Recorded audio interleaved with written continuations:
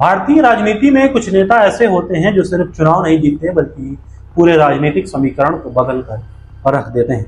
राजनीति की दिशा बदलने वाले उन नेताओं में से एक नाम है लालू प्रसाद यादव का।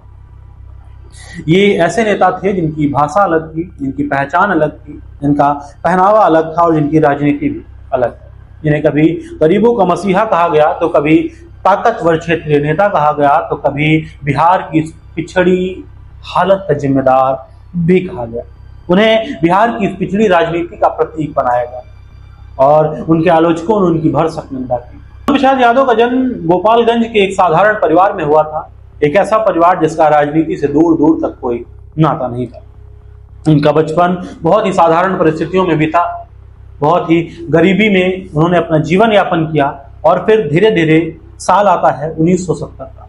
ये वही दौर था जब जयप्रकाश नारायण एक जेपी आंदोलन चला रहे थे जो बिहार की सत्ता को बदलने के लिए था, बिहार को सुशासन की ओर ले जाने के लिए था, बिहार की दशा और हालत को पूरी तरीके से बदलने के लिए यह आंदोलन किया जा रहा था। जयप्रकाश नारायण इसका नेतृत्व कर रहे थे और इस नेतृत्व में बिहार के कई सारे युवक वापस आए जो कई सारे बड़े शहरों में काम कर रहे थे या तो पढ़ाई कर रहे थे, वहां से वापस वो पटना आ जाते हैं।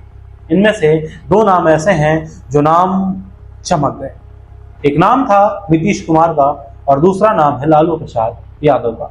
लालू प्रसाद यादव वो चेहरा बन गए, वो चेहरा बनकर उठे, वो चेहरा बनकर सामने आए जिसने बिहार की राजनीति को बदल दिया। व्यक्ति जिसका राजनीति से दूर दूर तक कोई वास्ता नहीं, वो व्यक्ति जिसके परिवार की राजनीति में कोई पकड़ नहीं, वो 29 साल की उम्र में पहली बार लोकसभा सांसद बन जाता है। 1977 में बिहार में लोकसभा चुनाव हुए और 29 वर्ष की आयु में लालू प्रसाद यादव पहली बार लोकसभा सांसद बने। साल 1977 में पहली बार लोकसभा सांसद चुने गए और राजनीति में अपना कदम जमा लिया। धीरे धीरे साल बदला और साल 1990 आया। 1990 में लालू प्रसाद यादव और लालू प्रसाद यादव का परिवार सुर्खियों में आ गया। ये वो साल था जिस साल राजद ने चुनाव लड़ा और पूर्ण बहुमत की सरकार बनाई। राष्ट्रीय जनता दल ने अपनी पूर्ण बहुमत की सरकार में लालू प्रसाद यादव को अपना नेता चुन लिया। पार्टी के विधायकों ने लालू प्रसाद यादव को मुख्यमंत्री का ताज पहना दिया। साल 1990 था जिस बार पहली बार लालू प्रसाद यादव मुख्यमंत्री की कुर्सी पर बैठे और एक सुकून की सांस ली और बड़ा गर्व महसूस किया उस परिवार से आने के बावजूद, जिस परिवार में राजनीति का दूर दूर तक लेना देना नहीं था। उस परिवार से कोई व्यक्ति आया और बिहार का मुख्यमंत्री बन बैठा। उन्होंने उसी सोच पे काम किया। उन्होंने अपनी सत्ता को उसी गरीबी के इर्द गिर्द खड़ा किया, उसी गरीब परिवारों के इर्द गिर्द उस सत्ता को बनाया जिस परिवार से वो आते थे। उनका विजन था कि बिहार को सुशासन दिया जाए, बिहार की सत्ता में ऐसे लोग बैठे हैं जो बिहार को बढ़ता हुआ देखना चाहें, न कि बिहार को गिराना चाहें। लेकिन ये इन्हीं का दौर था जिस वक्त पर इनके ऊपर चारा घोटाला का आरोप लगा और ऐसे बहुत सारे आरोप लगे इनके ऊपर, कई सारे फ्रॉड के आरोप लगे। बहुत से आलोचकों ने यह आरोप लगाया कि जिस वक्त पर इनकी बड़ी बेटी की शादी हुई उस वक्त पर बिहार में जो गुंडागर्दी हुई, जो विवाद हुए, जो नरसंहार हुए, उनके पीछे लालू यादव का संपूर्ण परिवार था। 1990 में पहली बार मुख्यमंत्री बने, 5 साल तक कार्यकाल चला और उसके बाद बात बिगड़ी और मुकदमे दर्ज हुए। आखिरकार इनको सत्ता छोड़नी पड़ी, लेकिन राजनीति से पकड़ कमजोर नहीं हुई। दोबारा उन्होंने अपनी पत्नी राबड़ी देवी को बिहार के मुख्यमंत्री के पद पर नियुक्त करा दिया। यहीं से बिहार में पारिवारिक राजनीति मजबूत हो गई। लोगों ने ये कहा कि अब एक ही परिवार का मुख्यमंत्री बनेगा और एक ही परिवार बिहार को संभालेगा। ये राबड़ी देवी का ही शासन था कि लालू प्रसाद यादव की बड़ी बेटी का विवाह है और सुनने में आया कि इनकी बेटी विदेश से शादी कर रही है और विदेश से बारात आनी थी। जब लालू प्रसाद यादव को यह पता चला कि बारात बिहार के बाहर बल्कि भारत से बाहर से आ रही है, तो इन्होंने सोचा कि व्यवस्था भव्य करी जाए। लोगों ने दावे किए कि लालू प्रसाद यादव के साले यानी कि इनकी पत्नी के भाई और उनके कुछ साथियों ने मिलकर बंदूक की नोक पर बिहार को खूब लूटा। कहा यह जाता है कि बिहार के बड़े बड़े लग्जरी शोरूम से बिना नंबर प्लेट की, बिना रजिस्ट्रेशन की गाड़ियां उठवा दी गई और उन गाड़ियों से बारातियों को लाया गया और फिर उन गाड़ियों को उन बारातियों को ही गिफ्ट कर दिया गया। बताया यह जाता है कि बिहार का सर्राफा मार्केट उस शादी से कांप गया था, क्योंकि बिहार का सर्राफा मार्केट पूरी तरीके से लूट लिया गया था और लोगों को सोना दान में दिया गया था। गिफ्ट के रूप में लोगों को महंगी गाड़ियां, महंगे घोड़े और महंगी घड़ियां, महंगी ज्वेलरी और ऐसा बहुत कुछ था जो बिहार की जनता से लूटा गया और फिर अपनी शान शौकत बढ़ाने के लिए उन बारातियों को दे दिया गया। लालू प्रसाद यादव के दौर को सुशासन कहें या वो दौर कहें जब गुंडागर्दी चरम पर थी। लालू प्रसाद यादव को एक ईमानदार नेता कहें जो कई बार केंद्र में भी पहुंचे और कई बार बिहार के मुख्यमंत्री रहे। कई बार उन्होंने संसद से ऐसी बातें कही, ऐसे ऐसे मुद्दे उठाए जो वास्तव में बिहार को आगे बढ़ाने के लिए थे। या वो शख्स कहें जिसने सिर्फ दिखावा किया और दिखावे में बिहार के मुद्दों को आगे बढ़ाया, लेकिन असल में बिहार का मुद्दा वो स्वयं बन बैठे। आप सोच कर देखिए, जिस मुख्यमंत्री के परिवार से लोग खुलेआम लूट कर रहे हों, फिर उस पार्टी के विधायकों के जानने वाले लोग लूट क्यों नहीं करेंगे।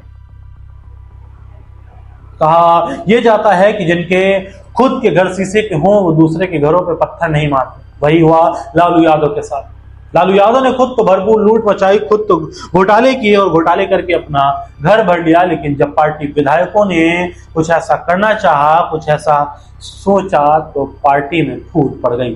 कई सारे लोगों ने जनता दल यूनाइटेड यानी नीतीश कुमार की पार्टी ज्वाइन कर ली, तो कुछ ने खुद के दल गठित कर दिए और आखिरकार साल 2005 में मुंह की खानी पड़ गई।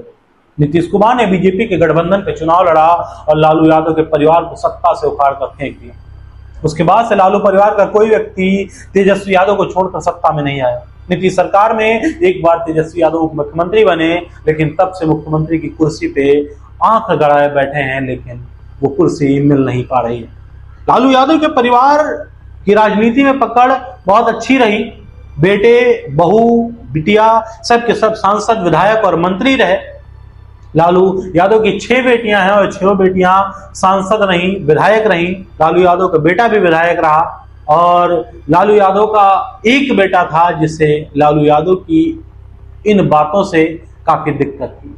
वो नाम था तेज प्रताप यादव। अगले वीडियो में आपको तेज प्रताप यादव के ऊपर एक डिटेल्ड वीडियो दूंगा, एक डिटेल्ड जानकारी दूंगा कि आखिरकार तेज प्रताप यादव ने अपने छोटे भाई के दबाव में आकर जनता दल क्यों छोड़ा और लोक शक्ति जनता दल एक पार्टी गठित कर दी। आप सोच कर देखिए, परिवार में फूटन इस कदर पड़ी है कि एक बेटा अलग पार्टी बनाकर बिहार की अलग अलग विधानसभाओं से अपना कैंडिडेट उतार चुका है, अपने ही पिता के खिलाफ, अपने ही भाई के खिलाफ, अपनी ही बहनों के खिलाफ। लालू यादव के परिवार की गहराई में जाएंगे तो आपको समझ में आएगी कि इस फूट का कारण कौन है और इस फूट में क्या क्या बीज बो रखे हैं। लालू यादव की राजनीति में पकड़ लगभग 1977 से लेकर 2005 तक, यानी कि एक लंबे अरसे तक रही, लेकिन अब लालू युग पूरी तरीके से समाप्त हो चुका है और पिछले 20 सालों से लालू यादव का परिवार सत्ता में आने के लिए तड़प रहा है, लेकिन कुछ हो नहीं पा रहा है। चारा घोटाला कहें या बिहार में हुई लूट कहें या बिहार का गुंडाराज कहें, क्या रीजन दूं मैं इस पार्टी की इस बेइज्जती का और जनता की इस नकारने का। जनता ने लालू यादव को ऐसे नकारा है कि वो जनता अब लालू यादव को देखना नहीं चाहती। खैर, अब वो अपनी जिंदगी के अंतिम पड़ाव पर हैं। मैं उनकी ज्यादा बुराई नहीं करूंगा, लेकिन तारीफ करने जैसा उनके किरदार में अगर कुछ है तो सिर्फ इतना है कि वो उन लोगों को पार्टी में लेकर आए थे जो वास्तव में राजनीति से बहुत दूर थे और जो वास्तव में राजनीति में आ नहीं सकते थे, और उन्होंने गरीबी से उठाकर उनको विधायक बनाया, उनको सांसद बनाया। लेकिन इसके पीछे जरूर कोई ना कोई फायदा रहा होगा। अब उस फायदे के बारे में आगे किसी वीडियो में बात करेंगे। लालू परिवार अब समाप्त हो चुका है। आपको क्या लगता है कि क्या तेजस्वी यादव दोबारा कभी मुख्यमंत्री बन पाएंगे या नहीं, ये आप कमेंट बॉक्स में जरूर बताइएगा। धन्यवाद।